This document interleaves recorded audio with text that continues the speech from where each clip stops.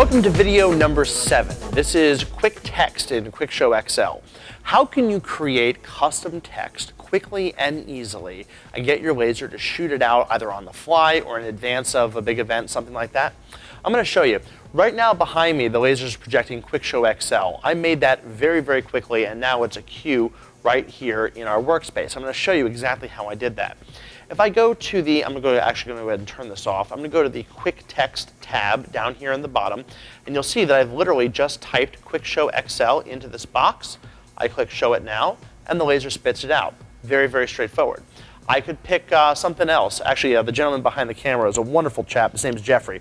So I'll write, "Hi, Jeffrey," and the laser spits it out. Now it says, "Hi, Jeffrey." Let's say I want to change colors on "Hi, Jeffrey." I can change it to, let's say, red. I can change it to cyan. There's a nice magenta. Let's do it as blue. Actually, blue's not going to show up well against the black, so we'll do cyan.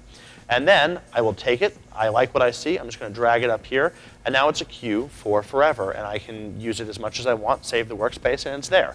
And whenever you want to at a show, you just click the queue, and out comes "Hi, Jeffrey," or whatever you want. So I'm going to go back to QuickText here, and I'm going to just point out here, you can make this bigger so that it actually overfills the frame. Let me turn this guy off and click Show It Now so you can see what I'm doing live. You can make it smaller so it gets really, really tiny. You can change colors, and you can change font. With this button right here, you can change to either a TrueType font or a laser font. You can use any font you want, any TrueType font that's in your system, but here's the deal. A lot of TrueType fonts are not optimized for laser. They have a lot of contours and a lot of points in them that are not necessarily friendly for laser. So laser fonts take the most common sort of fonts like a script and a stick and a block letter and take all of the weight out of them so that the scanners will render them as smoothly as possible. Right now, this is in a font called Stick, so let me just do this, and let me go to, I don't know, let's do Formal, which is a nice formal script. And there is "Hi, Jeffrey" in a nice formal script. If I want, I can apply an effect to it and make it scroll across the field like a marquee. This is actually extremely useful if you're needing to do a longer piece of text. Let's say we are going to be doing a New Year's party, and we're going to say, "Happy New Year, everyone." So we'll just write "Happy New Year, everyone." And then the laser will just sort of write "Happy New Year, everyone." Now, this is really useful with this thing scrolling, because if it wasn't, it would look like this, which is really small and really flickery because you're trying to get that whole long sentence into one frame and then trying to render the whole thing at one time, so the laser has to scan every one of those points. That's why a lot of these tools are incredibly useful, because you can basically have the same amount of content or a much larger amount of content and render it really smoothly because only part of the message is in the frame at any given time.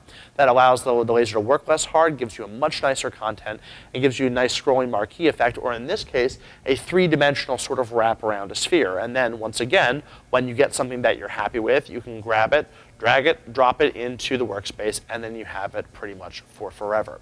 That's the basic of how QuickText works. One sort of more advanced thing I want to show you is, let me get back to something shorter so that you'll actually be able to see it in frame. Let's just write XLaser. And let's make it white. Okay, cool. And I'm just going to make it stand still just by doing that. I'm going to go ahead and right-click on the box right here. I'm going to do Edit QuickText. And in this box, it will allow me to change the size of the text on both dimensions. It allowed me to change my letter spacing, and it allowed me to do a whole bunch of things, moving it around in the field, enabling scrolling, adding all sorts of effects, motion effects, and so on and so forth. So you can get really interesting dynamic text that will give you great effects, and with just a little bit of playing around with it, you can do pretty much whatever you want.